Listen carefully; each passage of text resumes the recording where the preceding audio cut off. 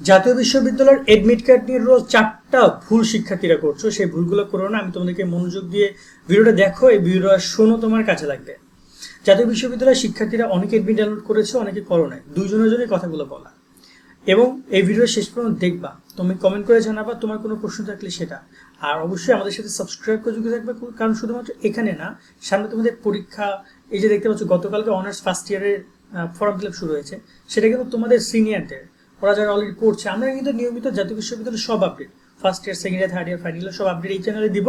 সেক্ষেত্রে তুমি যেহেতু জাতীয় বিশ্ববিদ্যালয়ে ভর্তি হতে চাচ্ছ, আমরা তোমাদেরকে সার্ভিসটা প্রোভাইড করবো। আমাদের সাথে শুরু থেকে কানেক্টেড থাকবো, তোমাদেরকে আমরা নিয়মিত সব আপডেট দিব। আর এবার কথা বলি যে কি কি ভুল এডমিট কার্ডে করা যাবে না। এক হচ্ছে, এডমিট কার্ড অবশ্যই তুমি রঙিন কপি বের করবা, কোনোভাবে সাদা কালো না, রঙিন প্রিন্ট আউট করবা। এটা দুইটা কারণ, এক হচ্ছে তোমার ছবি, আর 2 নম্বর হচ্ছে কিউআর কোড। এটা কিউআর কোড নিশ্চয়ই দেখে হচ্ছে, তোমার কিন্তু কিউআর কোড শিক্ষক স্ক্যান করবে। কিউআর কোডটা তোমাকে দেখার জন্য, চেহারা দেখার জন্য দেয় নাই, বা তোমাকে দেয় নাই, ওটাকে স্ক্যান করবে। স্ক্যান করে তোমার চেহারার লগে মানে মুখমণ্ডলের সাথে মিলাবে, তোমার ছবি মিলছে কিনা। যদি না মেলে দেন কিন্তু তুমি সেখানে প্রক্সি দিতে যাচ্ছ, দেন তোমাকে আটক করবে তারা। সেক্ষেত্রে এই জিনিসটা করবে না। সেকেন্ড যে ব্যাপারটা, সেটা হচ্ছে যে এডমিট কার্ড অনেকেই দেখা যাচ্ছে যে শুধু এডমিট কার্ড নিয়ে পরীক্ষা দিতে যাবে, অনেকে জানে না শুধু এডমিট কার্ড নিয়ে যাওয়া যাবে না। এডমিট কার্ডের সাথে তোমাকে অবশ্যই তোমার এইচএসসি রেজিস্ট্রেশন কার্ড নিয়ে যেতে হবে, মেইন কপি, ফটোকপি না, মেইন কপি। যাদের মেইন কপি নেই তারা চাইলে ফটোকপি নিতে পারো, সেক্ষেত্রে যথেষ্ট লজিক্যাল দেখাইতে হবে, অথবা এটা সমস্যা হইতেও পারে, আমি এটা ঠিক জানি না। বাট তোমাকে মেইন কপি নিয়ে যেতে হবে, এবং এটা আবার তুমি নিয়ে আসবে, সো প্যারা নেই, নিয়ে আসবে তুমি আবার, ঠিক আছে। 3 নম্বরে, যারা ইতিমধ্যে এডমিট কার্ড ডাউনলোড করেছো তাদের জন্য এটা না, যারা এডমিট কার্ড ডাউনলোড করো না তাদের জন্য। এবং আমি জানি তোমাদের অনেক বন্ধু বান্ধব, তোমরা 2-1জনই করেছো, আবার অনেকে করো নাই।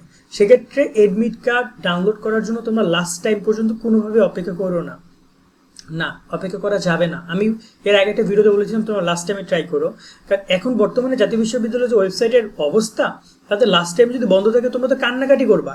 এই কান্নাকাটির দরকার নেই, এখন এডমিট কার্ড ডাউনলোড করো, যদি না পারো ট্রাই করতে থাকো। এই 10-12 দিন সময় আসছে, কোনো না কোনোভাবে একবার ডাউনলোড করতেই পারবা। সেক্ষেত্রে ডাউনলোড কোনো না কোনোভাবে করে নিও, ঠিক আছে। লাগলে কম্পিউটার দোকানে যে ঘাগায় বলে থাকো যে স্যার আমার এডমিট কার্ড ডাউনলোড করে দিও, করে রাখো, টাকা আমি দিয়ে দিব। আমার মনে হয় এই বিষয়টার প্রতি তোমরা একটু নজরদারি রাখো যে এডমিট কার্ড ডাউনলোড হয়েছে কিনা, ঠিক আছে। আর একটা ব্যাপার তোমাদেরকে আমি বলি, এডমিট কার্ডে টোটাল 11টা নির্দেশনা দিয়েছে, যে নির্দেশনা তোমাকে মানতে হবে। সেখানে একটা গুরুত্বপূর্ণ পয়েন্ট ছিল তোমাকে ওএমআর ফর্ম, স্বাক্ষরের বিষয়টা। এডমিট কার্ডে একটা স্বাক্ষর কিন্তু তুমি পাবা, একটা এডমিট কার্ডের স্বাক্ষর তোমাকে করতে হবে।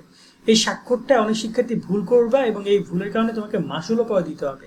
মনে রাখবা, টোটাল তোমাকে 3টা জায়গায় স্বাক্ষর করতে হবে। এক হচ্ছে এডমিট কার্ড, 2 হচ্ছে হাজিরা খাতা, আর 3 হচ্ছে ওএমআর শিট। হাজিরা খাতা মানে হচ্ছে তোমার অ্যাটেন্ডেন্স শিট, আর ওএমআর শিট মানে যেটা তুমি অ্যান্সারটা লিখবা, ওইখানেও তোমাকে সিগনেচার করতে হবে, এবং এই 3টা সিগনেচার তোমাকে মিলতে হবে।